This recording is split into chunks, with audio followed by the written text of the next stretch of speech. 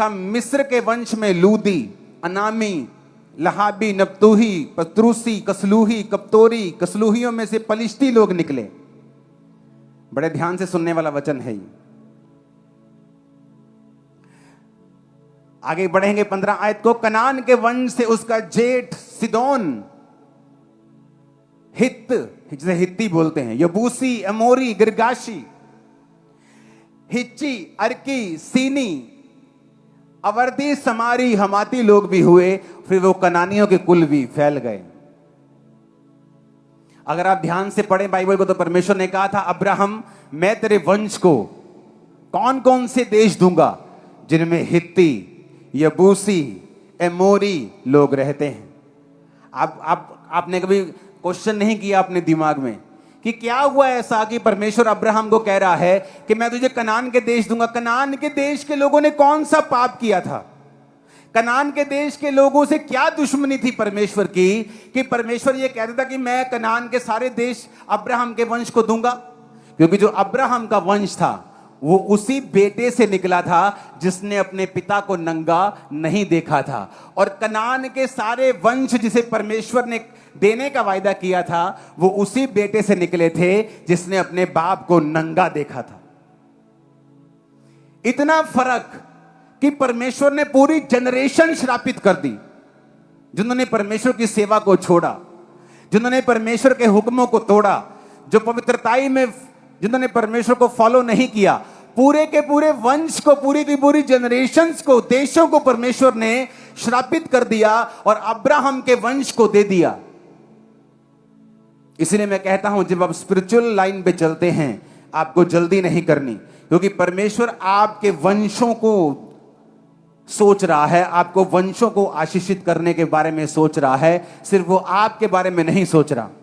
अगर आप spiritual line में चलेंगे, परमेश्वर के पीछे चलेंगे, आप देखेंगे लंबा समय के बाद, 10 साल, 20 साल, 30 साल के बाद कि एक गहरा और एक बड़ा आसमान के जितना गहरा बेनिफिट और फायदा आपको और आपके परिवार को हुआ है और वो नजर आएगा। ऐसा नहीं हो सकता। मैंने लोगों को देखा है जो मसीह में आए लेकिन वो इतने आशीषित नहीं थे, लेकिन उनकी वफादारी परमेश्वर के साथ बनी हुई थी। गरीबी में टाइट देना, हर चीज में बने हुए थे। परमेश्वर ने उनके वंश को ब्लेस किया, फौरन में सेट किया, इतना अमीर किया, आशीषित किया जितना वो सोच नहीं सकते थे। हो सकता वो कभी भी ऐसा ना कर हो पाता अगर वो व्यक्ति परमेश्वर में ना होता तो। लेकिन ये लंबी रेस है, ये छोटी रेस नहीं है, ये शॉर्टकट नहीं है। और बाइबल कहती है अगर परमेश्वर हमें कोई काम करने के लिए कहता है, कोई स्ट्रक्चर उसने बनाया है तो वो हमारे फायदे के लिए। ऊंची आवाज में हालेलुया बोलो। और अगर हम उस स्ट्रक्चर को मानते हैं, अगर हम परमेश्वर के वचन को मानते हैं, हम उस स्ट्रक्चर के साथ कभी भी फाइट नहीं करेंगे।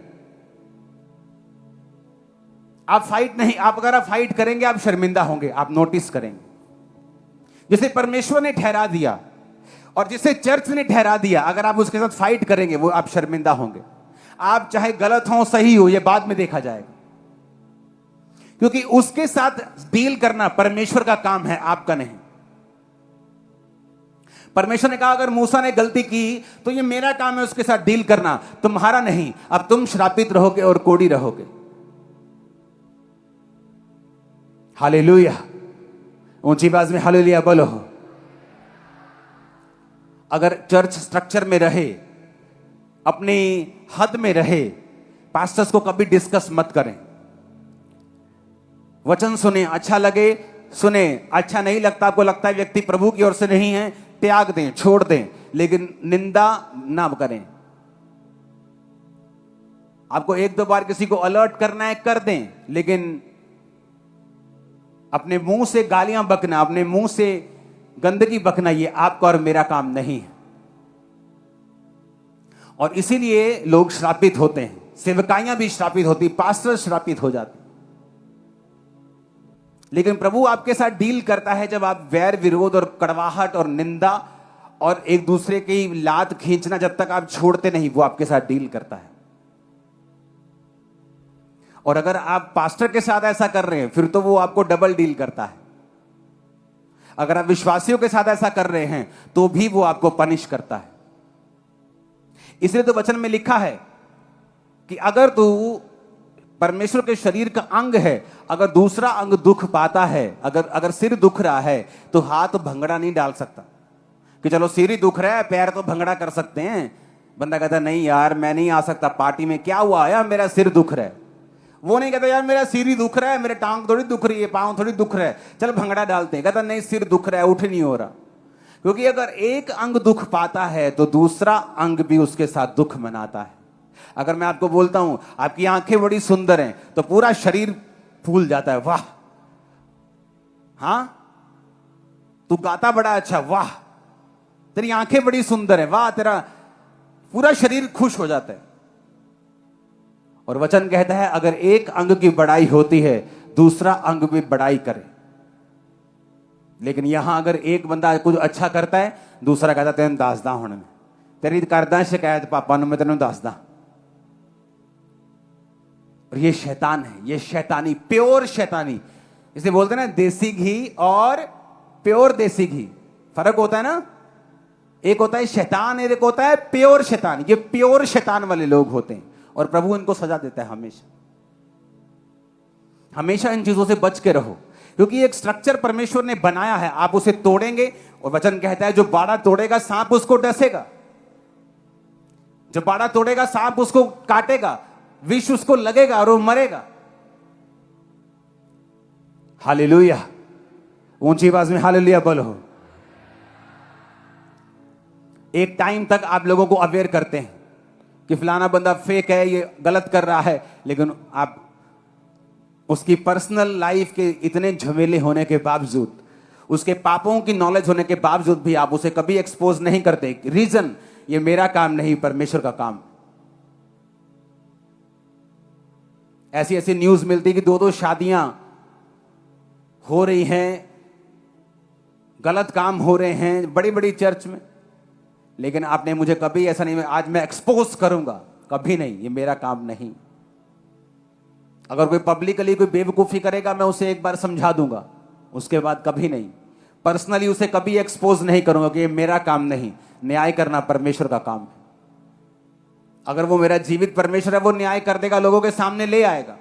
तो कई बार इंसान खुद परमेश्वर को गद्दी से हटा के परमेश्वर की गद्दी पर बैठने की कोशिश करता है और थोड़े दिन के बाद देखता क्या है कि खुद ही शर्मिंदा हो रहे हैं वो लोग, क्योंकि आप लोगों को एक्सपोज करने के लिए पैदा नहीं हुए। हालेलुया। वचन कहता है कि झूठे भविष्यद्वक्ताओं से सावधान रहो। वचन ने भी एक बार बोला, आप भी चर्च को समझा सकते हैं, लेकिन किसी पे पर्सनल अटैक करना ये परमेश्वर की सीट लेने के बराबर है। और चाहे हमें दुनिया के लाख गुनाह मालूम हो, आपने कभी मुझे ऑनलाइन आके या ऐसे आपके सामने उस व्यक्ति को एक्सपोज करते कभी नहीं सुना होगा। प्रूफ के साथ एक्सपोज किया जा सकता है, लेकिन कभी नहीं, क्योंकि ये परमेश्वर का और उसकी कलीसिया का काम बिल्कुल नहीं है। आप परमेश्वर नहीं हो, आप न्यायी नहीं हो, आप जज नहीं हो।